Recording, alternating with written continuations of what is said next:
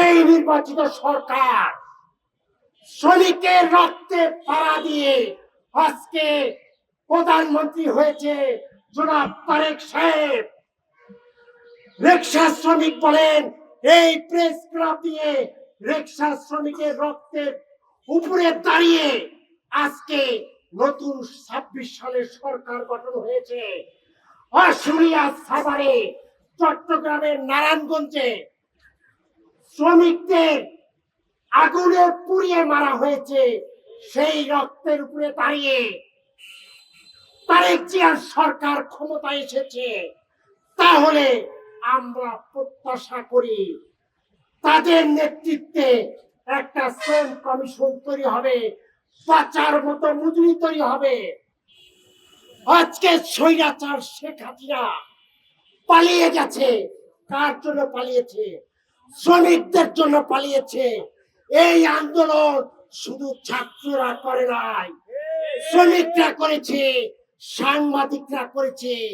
যেই সাংবাদিকরা লড়াই করে, যুদ্ধ করে হাসিনার বিপরীত জায়গায় লেখা তৈরি করেছে, তারা প্রচারপত্র তৈরি করেছে, তাদেরকে জেলখানায় যেতে হয়েছে, পুলিশের দ্বারা হেনস্থা করতে হয়েছে।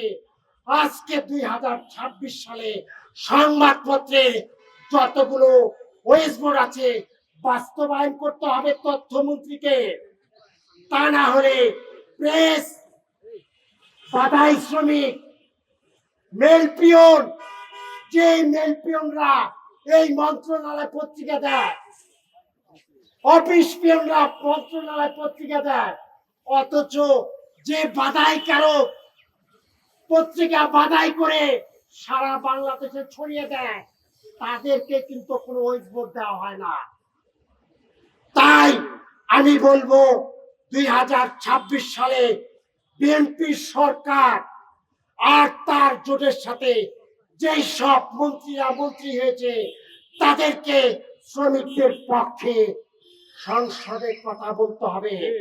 যদি আগামীকাল সেই কথা না হতে বাংলাদেশ ট্রেড ইউনিয়ন ফেডারেশন এবং কি অন্যান্য তাদের যত ইউনিয়ন আছে প্রত্যেকটা ইউনিয়ন আগামী সপ্তাহ থেকে মাঠে নামবে, লড়াই করবে। লড়াই করে শেখ হাসিনাকে বাংলাদেশ ছাড়তে হয়েছে। আমি চাই না যে এই সরকার শ্রমিকদের পক্ষে যদি না থাকে তাহলে শ্রমিকরা কিন্তু তার পাল্টা জবাব দেবে। দুনিয়ার মজদুর এক হও, বাংলাদেশ ট্রেড ইউনিয়ন ফেডারেশন এক হও।